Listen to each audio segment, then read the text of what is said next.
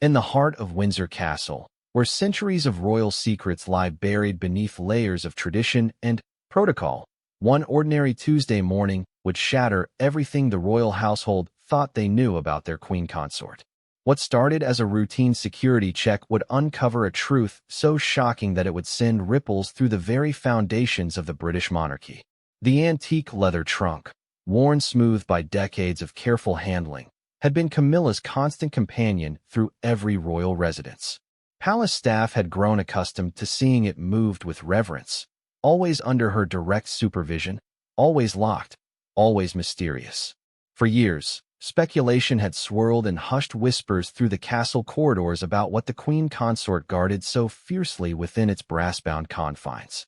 But, on this particular morning, when standard security protocols demanded its inspection, nobody could have predicted that breaking open this seemingly innocent piece of luggage would expose a secret that had been carefully hidden for over 4 decades. A secret that would challenge everything the public believed about the woman who had become one of the most scrutinized figures in modern royal history. What they discovered inside would not only stun the royal guard but would ultimately reveal a side of Camilla that would forever change how the world viewed the queen consort, proving that sometimes the most extraordinary stories hide behind the most ordinary appearances. The morning of March 15th started like any other at Windsor Castle. The ancient stones seemed to breathe with the weight of centuries of history, while the early spring sunlight filtered through the tall windows, casting long shadows across the polished marble floors. Queen Consort Camilla had arrived the previous evening for what was supposed to be a quiet 3-day retreat, away from the relentless pace of royal duties that had consumed her life since Charles ascended to the throne. Sergeant Michael Harrison had been with the Royal Protection Squad for nearly 15 years. He had protected princes, princesses, and, now the king himself. But he had never encountered anything quite like the situation that would unfold that Tuesday morning. As he conducted his routine security sweep of the queen consort's private quarters, his trained eye fell upon the weathered leather trunk that sat in the corner of her sitting room like a faithful guardian of forgotten memories. The trunk itself was a marvel of craftsmanship from another era. Its rich mahogany leather had been lovingly maintained despite its obvious age, and the brass fittings still gleamed with a warm golden luster that spoke of careful attention over many years. Intricate patterns had been tooled into the leather by skilled artisans, creating a tapestry of swirls and flourishes that seemed to tell their own story. The lock was substantial, made of heavy brass with an old-fashioned key mechanism that belonged to a time when such things were built to last forever. Harrison had seen this trunk countless times during his security details at various royal residences. It was always present, always positioned carefully within Camilla's personal space, and always treated with an almost reverent care by both the queen consort and her personal staff. The palace household had learned long ago not to question certain aspects of royal protocol, and the mysterious trunk had simply become part of the landscape of Camilla's private world. What made this particular morning different was the heightened security alert that had been issued following intelligence reports about potential threats to the royal family. Standard procedure now required a more thorough inspection of all personal items and belongings within the royal quarters. Harrison had been dreading this moment, knowing that such an inspection would inevitably lead to questions about items that had previously been considered off-limits. When he approached Camilla's private secretary, Margaret Thornfield, about the need to inspect all personal belongings, including the trunk, he was met with an immediate and unexpected resistance.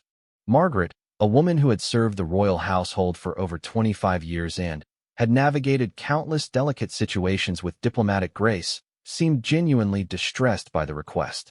"Sergeant Harrison," she said, her usual composure showing small cracks around the edges. "Surely you understand that Her Majesty has certain personal items that are of an extremely private nature. The trunk has never been opened during any previous security checks. I'm quite certain that an exception could be made in this instance." But Harrison had his orders, and recent events had made it clear that no exceptions could be tolerated when it came to security protocols. The safety of the royal family took precedence over even the most deeply held traditions of privacy and discretion. He explained this to Margaret with as much sensitivity as he could muster, but his position was non-negotiable. The conversation that followed was unlike anything Harrison had experienced in his years of royal service. Margaret seemed to be stalling, suggesting alternative security measures, proposing that perhaps the queen consort herself should be consulted before any action was taken. Her obvious discomfort was puzzling to Harrison, who had always known her to be straightforward and cooperative in all security matters. It was during this increasingly tense discussion that Camilla herself entered the room. She moved with the grace and dignity that had become her trademark since joining the royal family. But Harrison noticed something different in her demeanor that morning. There was a tension in her shoulders, a guardedness in her expression that he had not observed before. When her eyes fell upon the trunk, something flickered across her features. Was it fear, sadness, or something else entirely? "I understand there's a question about my personal belongings," she said, her voice maintaining its characteristic warmth despite the underlying tension in the room. "What specifically seems to be the concern?" Harrison explained the new security requirements as diplomatically as possible, emphasizing that the measures were being applied universally across all royal quarters. He watched as Camilla's gaze moved between him and the trunk, and he could see her weighing her options carefully. For a long moment, the room was filled with an uncomfortable silence that seemed to stretch on indefinitely. "The trunk," she said finally, her voice barely above a whisper, "contains items that are of a deeply personal nature. They relate to a period of my life that I had hoped would remain private. I'm not certain that a security inspection is the appropriate forum for such revelations." This only heightened Harrison's curiosity and concern. In his experience, when members of the royal family became evasive about security matters, it usually indicated something that warranted closer attention rather than less. He had been trained to recognize the subtle signs of concealment, and every instinct he possessed was telling him that this situation required careful handling, but thorough investigation. Margaret attempted once more to intervene, suggesting that perhaps a compromise could be reached. Maybe the trunk could be X-rayed without being opened, or examined by a smaller, more discreet security team. But Harrison knew that such half measures would not satisfy the current security requirements, and potentially compromising the safety of the royal family was not a risk he was prepared to take. The standoff continued for several more minutes, with Camilla appearing to wrestle with some internal debate. Harrison could see that she was genuinely distressed by the situation, and his natural inclination was to find a way to accommodate her wishes. However, his professional responsibilities left him with no choice but to proceed with the inspection according to established protocol. Finally, Camilla seemed to reach some sort of internal resolution. She straightened her shoulders and looked directly at Harrison with an expression that mixed resignation with something that might have been relief. "Very well," she said. "But I want it understood that what you discover in that trunk is to be treated with the utmost discretion. This is not a matter of state security, but rather of personal history that I had hoped would remain buried in the past." As Harrison approached the trunk to begin the inspection, he couldn't help but notice the way Camilla's hands trembled slightly as she reached for her personal items to retrieve the key. Whatever secrets the trunk contained, they clearly held deep emotional significance for the queen consort. The weight of responsibility he felt in that moment was unlike anything he had experienced in his career, and he found himself wondering what revelations awaited him within the brass-bound confines of that mysterious piece of luggage. The key turned smoothly in the lock despite its obvious age, suggesting that the trunk was opened regularly, though always in private. As the mechanism disengaged with a soft click, Harrison paused for a moment, looking at Camilla one more time to ensure she was prepared for whatever was about to unfold. Her expression had transformed into something approaching serenity, as if the decision to reveal the trunk's contents had lifted a burden she had carried for far too long. What happened next would challenge everything Harrison thought he knew about the woman who had become queen consort, and would set in motion a series of events that would resonate far beyond the walls of Windsor Castle. As the brass lock clicked open and Harrison lifted the heavy lid of the trunk, the first thing that struck him was the meticulous organization within. This was not a haphazard collection of forgotten items, but rather a carefully curated archive that spoke of years of thoughtful preservation. The interior of the trunk had been fitted with custom compartments lined in deep burgundy velvet, each section designed to protect and preserve its precious contents. The most immediate discovery was a collection of photographs, hundreds of them, arranged in careful chronological order within protective sleeves. As Harrison began to examine them under Camilla's watchful gaze, he realized he was looking at a visual diary spanning several decades. The earliest photographs showed a young woman who was recognizably Camilla, but in settings and circumstances that seemed completely at odds with her current royal status. In image after image, Harrison saw Camilla working in what appeared to be refugee camps, disaster relief sites, and impoverished communities around the world. The photographs captured her covered in dust and dirt, her hair tied back practically, wearing simple work clothes rather than the elegant attire associated with her public persona. These were not staged photo opportunities for royal publicity, but candid documentation of genuine humanitarian work conducted far from the glare of media attention. One particularly striking photograph showed a much younger Camilla sitting on the ground in what appeared to be a refugee camp, surrounded by children whose faces reflected the hardships of displacement and poverty. Her expression in the image was one of complete focus and compassion, and Harrison could see that she was engaged in teaching the children, with books and simple educational materials spread around them. The authenticity of the moment was undeniable, and it painted a picture of commitment that went far beyond ceremonial obligation. Margaret, who had been standing silently nearby, finally spoke up. "Your Majesty spent nearly 15 years working with various humanitarian organizations before her relationship with the then Prince Charles became public knowledge," she explained quietly.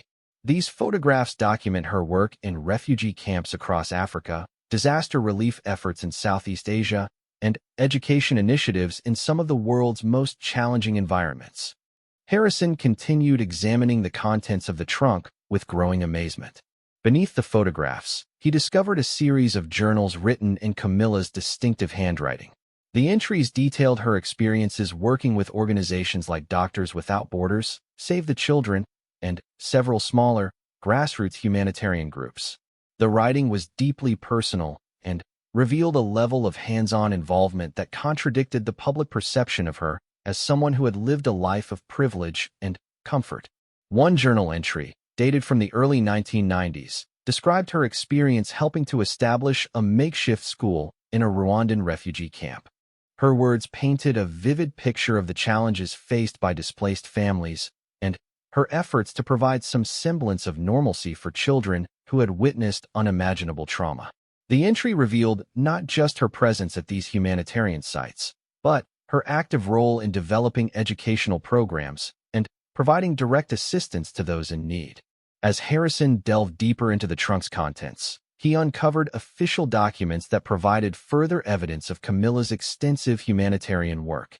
There were certificates of appreciation from various international relief organizations, letters of recommendation from field coordinators who had worked alongside her, and detailed reports she had written about conditions in various crisis zones around the world.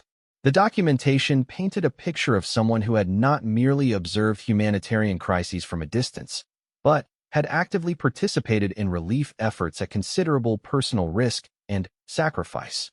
One particularly moving document was a letter written by a refugee camp administrator in Somalia, praising Camilla's work in establishing a water purification system that had prevented a cholera outbreak in the camp. The letter described her tireless efforts over a 6-week period, working alongside engineers and medical personnel to ensure the safety of thousands of displaced people. The administrator noted that her contribution had likely saved hundreds of lives, yet she had specifically requested that her involvement not be publicized.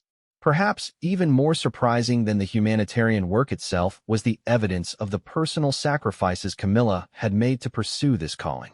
Financial records within the trunk showed that she had used her personal inheritance to fund many of these humanitarian missions, often covering expenses for entire relief operations when official funding fell short. Bank statements and donation receipts revealed that she had quietly contributed millions of pounds to various charitable causes, always ensuring that her donations remained anonymous. Harrison found correspondence between Camilla and Charles dating back to the early years of their relationship, in which she explained her commitment to humanitarian work and her reluctance to abandon these efforts even as their relationship became more serious. In one particularly poignant letter, she wrote about the internal conflict she felt between her duty to these humanitarian causes and her growing love for Charles, wondering whether it would be possible to continue her relief work while fulfilling the obligations of royal life. Charles's responses, also preserved within the trunk, revealed a side of their relationship that had never been made public. His letters showed not only his support for her humanitarian efforts, but his admiration for her dedication and his willingness to work around her humanitarian commitments as their relationship developed. In one letter, he wrote about how her compassion and hands-on approach to helping others had deepened his love for her and influenced his own approach to charitable work. The trunk also contained personal items that told the story of Camilla's time in the field. There was a worn stethoscope that she had used while working alongside medical teams, a set of teaching materials she had developed for refugee children, and even a collection of artwork created by children in various camps and relief centers where she had worked. Each item had been carefully preserved and carried emotional significance that spoke to the profound impact these experiences had on her life. Among the most touching discoveries were letters written by people whose lives had been touched by Camilla's humanitarian work. Harrison found dozens of handwritten notes from refugees, disaster survivors, and local community leaders expressing their gratitude for her help. Many of these letters had been written years after her initial assistance, showing that the impact of her work had continued long after she had moved on to new assignments. Several letters mentioned specific instances where her intervention had been life-changing, providing not just immediate relief, but long-term hope and opportunity. One letter that particularly moved Harrison came from a young woman who had been a child in a Sudanese refugee camp where Camilla had worked. The letter, written 15 years later, described how Camilla's establishment of a school in the camp had provided the foundation for the woman's education, ultimately leading to a university scholarship and a career as a teacher herself. The woman wrote about how she now ran her own school in Sudan, directly inspired by the example Camilla had set during those difficult months in the refugee camp. As Harrison continued his examination, he began to understand why Camilla had been so reluctant to have the trunk opened. This was not just a collection of memorabilia, but a testament to a chapter of her life that had been deliberately kept private to protect both the dignity of those she had helped and the authenticity of her charitable work. The evidence suggested that she had made a conscious decision to separate her humanitarian efforts from her public role, ensuring that her charitable work would never be perceived as a publicity strategy for the royal family. The more Harrison learned about the contents of the trunk, the more he realized that he was witnessing the revelation of one of the most significant untold stories in modern royal history. The woman before him, who was known primarily for her relationship with Charles and her role as queen consort, had secretly been one of the most dedicated humanitarian workers of her generation, sacrificing comfort, safety, and recognition to serve some of the world's most vulnerable populations. But, as Harrison neared the bottom of the trunk, he discovered that the humanitarian work, remarkable as it was, represented only part of the story that Camilla had been keeping secret for all these years. At the very bottom of the trunk, nestled beneath layers of carefully preserved documents and photographs, Harrison discovered a sealed envelope marked with a date from 1987. The envelope bore no other identification, but its placement and the obvious care with which it had been preserved suggested it contained something of extraordinary significance. When he looked questioningly at Camilla, she nodded slowly, giving him permission to examine its contents. Inside the envelope, Harrison found what appeared to be official medical documents and correspondence with various international health organizations. As he began to read through the papers, a remarkable story began to emerge that would completely transform his understanding of Camilla's humanitarian work and reveal the true reason why she had kept these activities secret for so many years.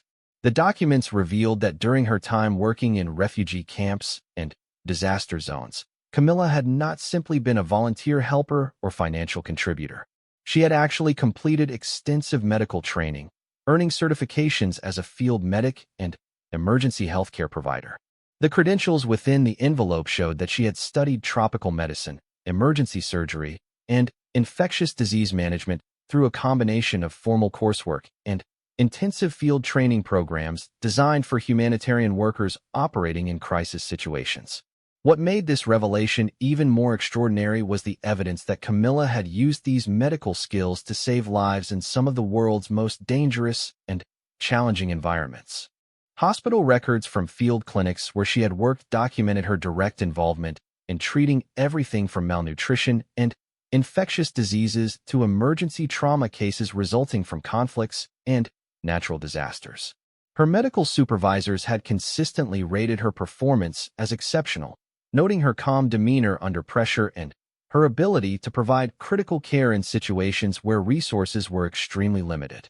One particularly detailed report described Camilla's role during a cholera outbreak in Bangladesh, where she had worked for 3 straight months helping to treat patients and train local healthcare workers in prevention and treatment protocols. The report noted that her linguistic abilities had been crucial to the success of the mission, as she had learned enough Bengali to communicate directly with patients and their families, providing not just medical care, but emotional support during one of the most challenging periods in the region's history. Harrison found evidence that Camilla had been present during some of the most significant humanitarian crises of the late 20th century, always working behind the scenes and always ensuring that her royal connections remained unknown to both local populations and international media. The documentation showed that she had used false names and altered identification papers to protect her identity, not for personal security reasons, but to ensure that her presence would not overshadow the humanitarian work itself or create diplomatic complications for the organizations she was supporting. The medical training had not been a casual pursuit, but rather a serious multi-year commitment that had required her to maintain her skills through regular recertification and continuing education programs. Even after her relationship with Charles became more serious and her humanitarian fieldwork became more difficult to maintain, the documents showed that she had continued her medical education through correspondence courses and periodic intensive training sessions, suggesting that she had maintained her qualifications even as her public role evolved. Perhaps the most surprising discovery was evidence that Camilla had continued her medical work even after marrying Charles, though on a much more limited and secretive basis. Harrison found records showing that she had made numerous undisclosed trips to provide medical assistance during various international crises throughout the early years of her marriage. These missions had been carefully coordinated to avoid conflicts with her royal duties, and extensive security measures had been put in place to ensure both her safety and the confidentiality of her activities. Among the medical documents, Harrison discovered a series of case studies that Camilla had written about her field experiences, documenting innovative treatment approaches she had developed for addressing medical challenges in resource-poor environments. The case studies revealed not just her medical competence, but her ability to think creatively about solutions to complex problems, often developing techniques that were later adopted by other humanitarian medical organizations working in similar conditions. One case study described her development of a simplified triage system for mass casualty situations that could be implemented quickly by minimally trained volunteers. The system had been successfully used during several natural disasters and had subsequently been adopted as a standard protocol by multiple international relief organizations. Another study detailed her work in creating educational materials about preventive healthcare that could be easily understood and implemented by communities with limited literacy, materials that were still being used by humanitarian organizations decades later. The envelope also contained personal correspondence between Camilla and leading figures in the international humanitarian community, including doctors, relief coordinators, and organization leaders who had worked alongside her during various crises. These letters painted a picture of someone who was deeply respected within humanitarian circles for her competence, dedication, and genuine commitment to helping others, rather than for her royal connections or social status. Dr. Sarah Chun, who had served as chief medical officer for a major relief organization, had written a particularly revealing letter praising Camilla's work during a refugee crisis in Southeast Asia. Dr. Chun described how Camilla had volunteered to work in the most dangerous and challenging areas of the refugee camps, providing medical care to patients whom other healthcare workers were reluctant to treat due to security concerns. The letter noted that Camilla's willingness to take personal risks to help others had inspired the entire medical team and had directly resulted in saving dozens of lives. Harrison also found evidence that Camilla had been instrumental in establishing several medical training programs in developing countries, using her personal resources and connections to create sustainable healthcare education initiatives that continued to operate long after her direct involvement had ended. One such program in Kenya had trained over 1,000 local healthcare workers and had significantly improved medical care availability in rural communities throughout the region. The documentation revealed that Camilla's approach to humanitarian work had always focused on building local capacity rather than creating dependency on foreign aid. She had consistently worked to train local people to take over medical and educational programs, ensuring that her contributions would have lasting impact rather than providing only temporary relief. This philosophy had guided all of her humanitarian efforts and had earned her recognition from development experts who appreciated her understanding of sustainable aid practices. As Harrison continued examining the medical documents, he discovered evidence of personal sacrifices that went far beyond the financial contributions he had already uncovered. Medical reports showed that Camilla had contracted several serious tropical diseases during her fieldwork, including a case of cerebral malaria that had nearly been fatal.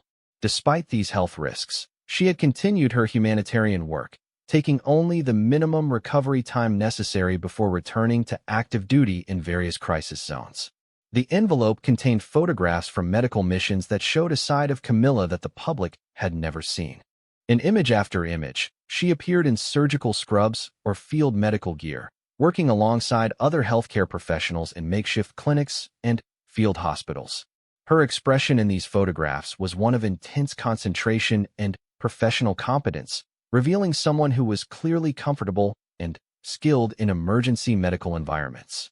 Perhaps most remarkably, Harrison found evidence that Camilla had been involved in developing new medical protocols for treating patients in humanitarian crisis situations, innovations that had been published in peer-reviewed medical journals under pseudonyms to protect her identity.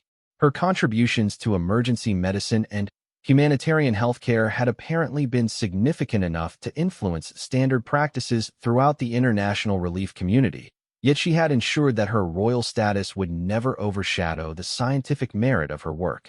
As Harrison reached the final documents in the envelope, he began to understand that what he had discovered was not just evidence of secret humanitarian work, but documentation of a parallel career that had been carefully hidden from public view for decades. Camilla had not simply been a royal consort with charitable interests, but rather a highly qualified medical professional who had chosen to use her skills and resources in service of some of the world's most vulnerable populations, always ensuring that her royal connections would never compromise the integrity or effectiveness of her humanitarian efforts. But even as Harrison marveled at these revelations, he sensed that there was still more to discover about the secrets Camilla had been guarding so carefully within the confines of her mysterious trunk. Hidden beneath a false bottom that Harrison discovered only after careful examination of the trunk's construction, lay the most extraordinary revelation of all. The concealed compartment contained a collection of documents that would challenge everything the world thought it knew about Camilla's background and the true scope of her contributions to humanitarian causes around the globe. The hidden section revealed that Camilla had been far more than a skilled field medic working with established humanitarian organizations. For over a decade, she had secretly operated her own clandestine rescue network, specializing in extracting humanitarian workers, journalists, and local activists from dangerous situations in conflict zones around the world. The operation, which had no official name but was referred to in documents simply as the Phoenix Network, had successfully completed over 200 rescue missions across 4 continents. The documentation of these operations read like something from a thriller novel, yet every detail was meticulously verified with photographs, witness statements, and official correspondence from various international organizations that had benefited from the network's assistance. Harrison found detailed mission reports describing complex operations to evacuate medical personnel from war zones, extract journalists who had been captured while covering humanitarian crises, and rescue local activists whose lives were threatened because of their work with international relief organizations. One particularly remarkable case filed documented the rescue of a team of doctors and nurses who had been trapped in a hospital in Sierra Leone during the Civil War. The Phoenix Network had coordinated with local contacts to organize a nighttime evacuation that had required crossing multiple militia checkpoints and navigating through active combat zones. The operation had taken 3 weeks to plan and execute, ultimately saving the lives of 12 medical professionals who had been providing critical care to civilian casualties. What made these revelations even more extraordinary was the evidence that Camilla had personally participated in many of these rescue operations, often serving as the on-ground coordinator who made final decisions about timing and logistics.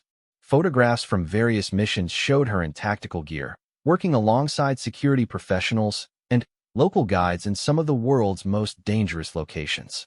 Her medical training had made her an invaluable asset during rescue operations, as she could provide emergency care to injured evacuees while coordinating their safe extraction from crisis zones.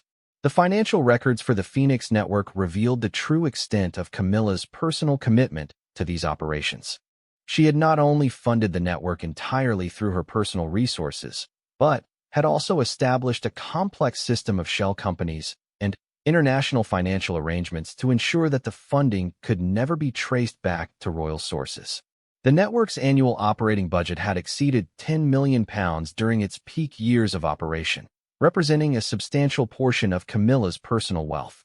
Harrison discovered correspondence between Camilla and various security professionals, former military personnel, and intelligence operatives who had worked with the Phoenix Network.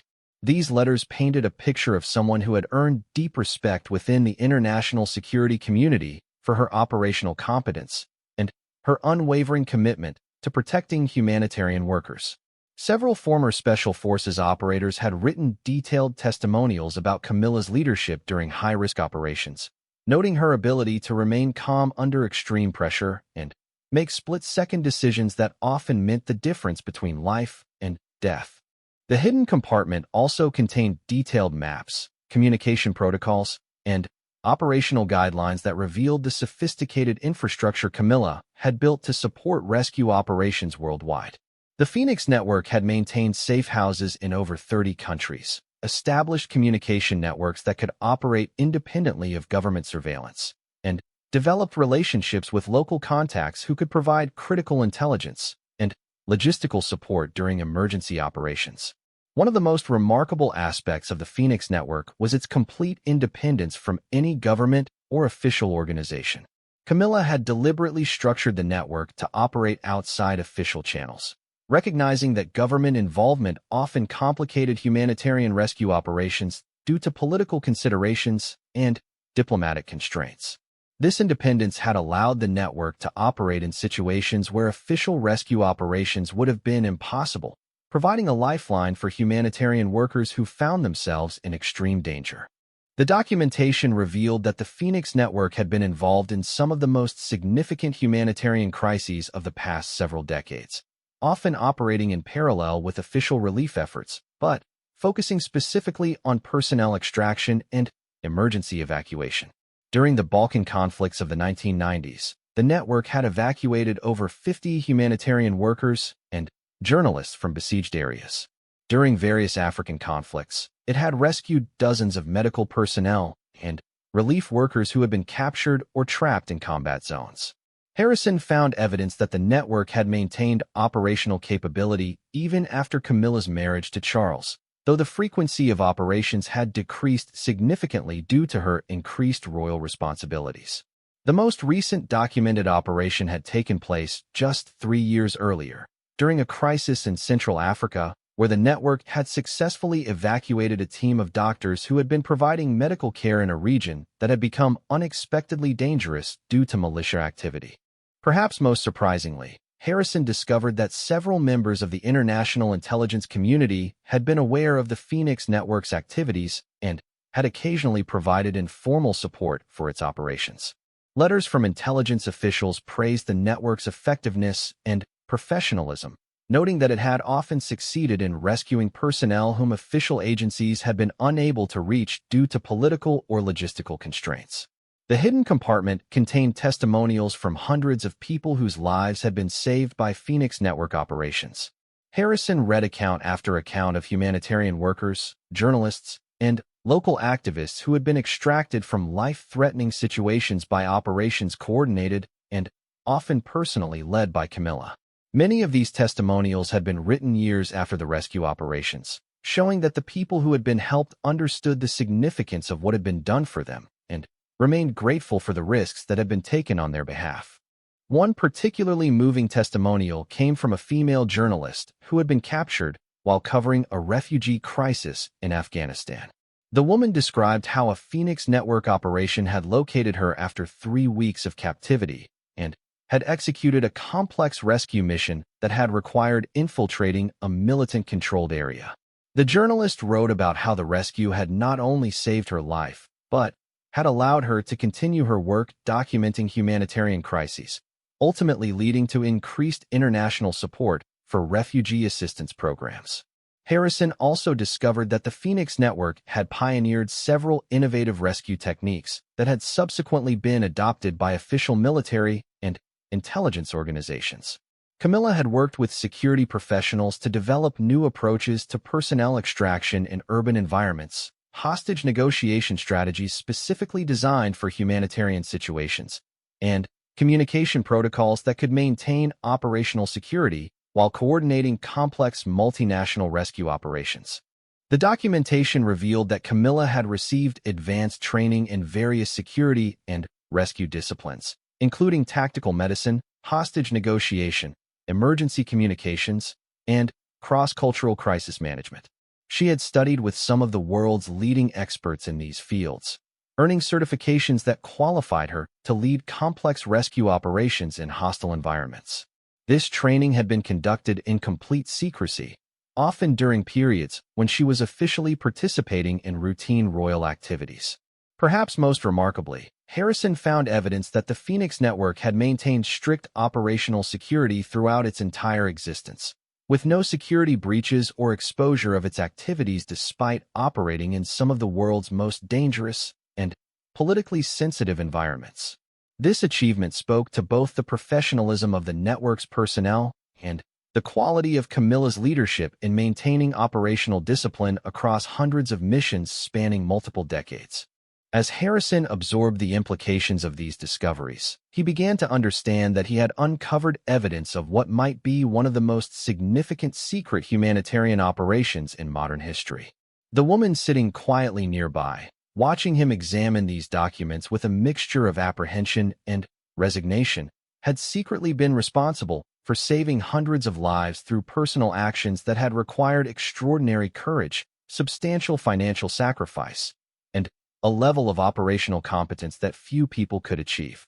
But even as Harrison marveled at the scope and significance of the Phoenix Network, he realized that Camilla's expression suggested there was still one more revelation waiting to be discovered among the carefully preserved secrets within her mysterious trunk.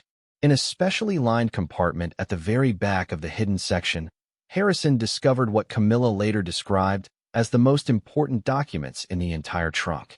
These papers revealed the ultimate secret that explained why she had been so protective of the trunk's contents, and why she had gone to such extraordinary lengths to keep her humanitarian work hidden from public view. The documents revealed that Camilla had been operating under the direct guidance and protection of a secret international humanitarian council that had been established in the aftermath of World War II. This council, known only as the Meridian Compact, consisted of influential individuals from around the world who had committed their personal resources and capabilities to preventing humanitarian disasters and protecting humanitarian workers operating in crisis zones. The Meridian Compact had been founded by a group of wealthy industrialists, former intelligence operatives, and humanitarian leaders who had become frustrated with the limitations of official governmental and international organizational responses to humanitarian crises. The compact operated completely outside official channels, using private resources and clandestine networks to provide rapid response capabilities for situations where official assistance was either unavailable or insufficient. Harrison found documentation showing that Camilla had been recruited into the Meridian Compact during her early humanitarian work, when her dedication and competence had attracted the attention of other Compact members.